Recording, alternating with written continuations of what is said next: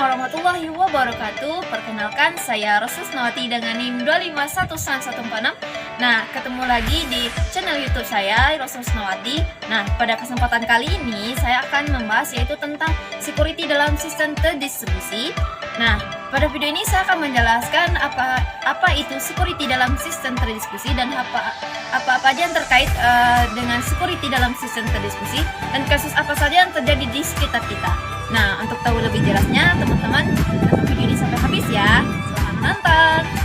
Teman-teman, langsung saja kita masuk ke dalam pembahasannya ya. Nah, yang pertama yaitu pengertian dari security. Nah, apa itu security? Nah, security itu adalah serangkaian langkah-langkah untuk menjamin privasi, integritas, dan ketersediaan sumber daya seperti objek, database, server, proses, saluran, dan lain-lain yang melibatkan benda dan mengamankan proses dan saluran komunikasi. Nah, yang kedua yaitu tujuan. Nah, tujuan dari security ini yaitu untuk membatasi akses informasi dan sumber hanya untuk pemakai yang memiliki hak akses. Nah, yang ketiga yaitu fungsi. Nah, fungsi dari security ini ada tiga. Yang pertama itu LKG, yang kedua itu tampering, dan ketiga itu vandalis. Nah, yang pertama itu LKG. Nah, LKG itu yaitu adalah LKG atau melindungi data dari kebocoran, yaitu pengambilan informasi oleh penerima yang tidak berhak. Nah, yang kedua yaitu tampering. Nah, tampering ini atau pengubahan yaitu pengubahan informasi yang tidak legal. Nah, yang ketiga fungsi yang ketiga itu vandalis. Vandalis atau perusakan yaitu gangguan operasi sistem tertentu, misalnya pelaku tidak mengharapkan keuntungan apapun. Nah, selanjutnya itu teknik keamanan. Nah, teknik keamanan di sini yaitu menggunakan teknik enkripsi, yaitu proses pengkodean pesan untuk menyembunyikan isi algoritma enkripsi modern menggunakan kunci atau dalam bahasa Inggris key. Nah, parameter yang digunakan dalam algoritma enkripsi tidak dapat dideskripsikan jika tanpa kunci yang sesuai. Nah, ini disebut dengan kunci kriptografi. Nah, di sini ada beberapa tipe algoritma enkripsi. Yang pertama itu share secret key, dan yang kedua itu public atau privat. Nah, share secret key ini yaitu pengiriman dan penerima harus berbagi kunci dan tidak diberikan kepada orang lain. Nah, yang kedua itu public atau privat key. Nah, yaitu pengiriman pesan menggunakan public key atau kunci yang dipublikasikan ke penerima untuk mengkrip pesan penerima menggunakan private key yang cocok untuk mendeskripsikan pesan. Nah, selanjutnya itu bentuk penyerangan. Nah, di sini bentuk penyerangan itu ada dua, penyerangan pasif dan penyerangan aktif. Nah, apa itu penyerangan pasif? Penyerangan pasif itu penyerang yang hanya mengamati komunikasi atau data. Nah,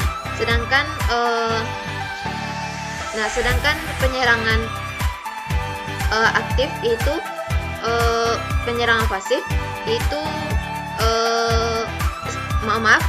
sedangkan penyerangan aktif yaitu penyerangan yang secara aktif memodifikasi komunikasi atau data pemalsuan atau pengubahan.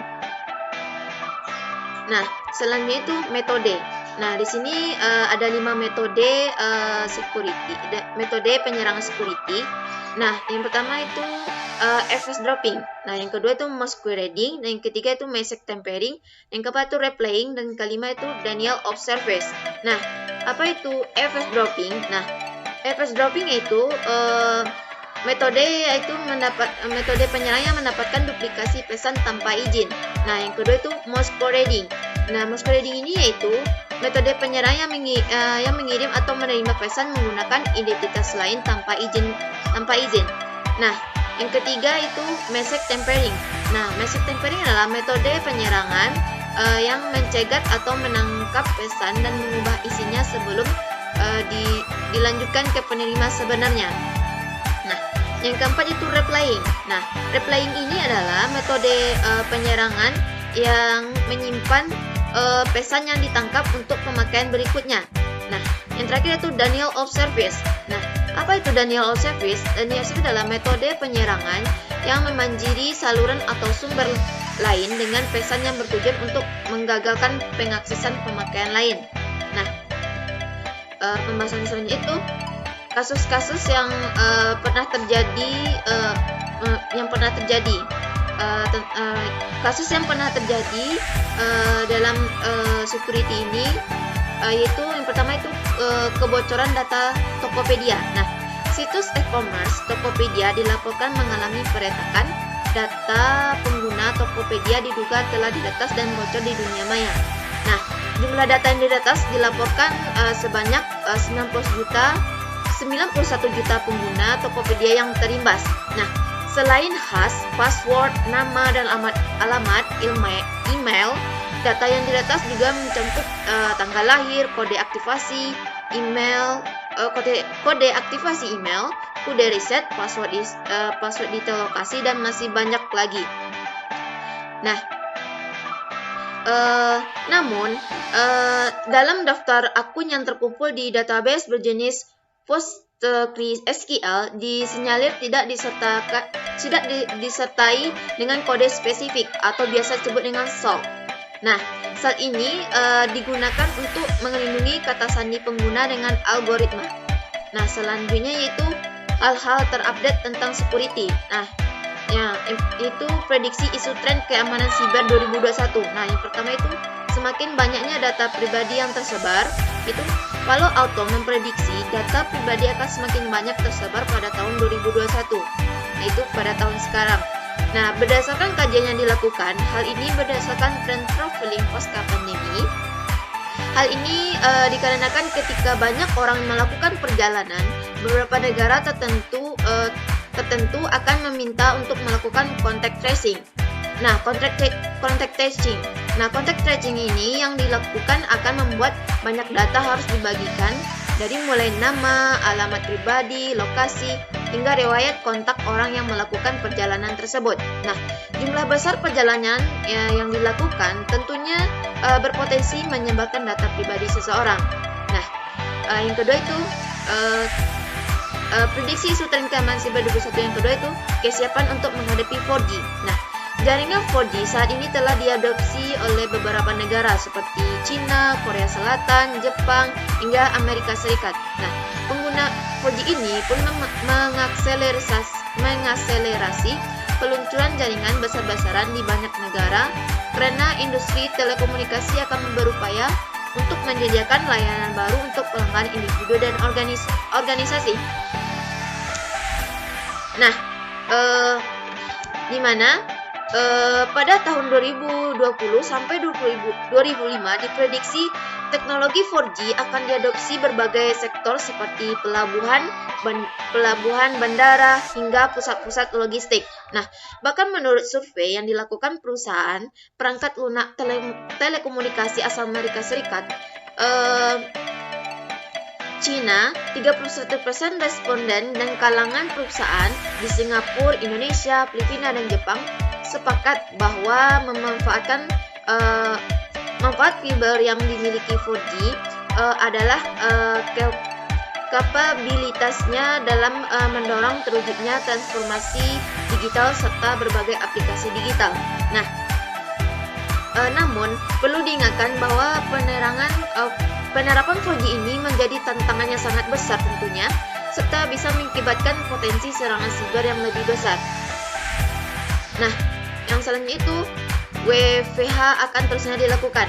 Nah, pandemi COVID-19 saat ini mendorong karyawan untuk melakukan pekerjaan dari rumah. Nah, kemudian mendorong transformasi digital. Nah, Sen pernah mengatakan bahwa pengalaman menerapkan kerja dari rumah selama 8 bulan terakhir membuat banyak perusahaan memikirkan cara agar karyawan mereka tetap aman bekerja dari rumah. Nah, mendukung hal tersebut, salah satu teknologi yang diterapkan adalah cloud computing. Nah, kebutuhan perangkat mahal dengan adanya komputasi yang besar dan mulai berkurang.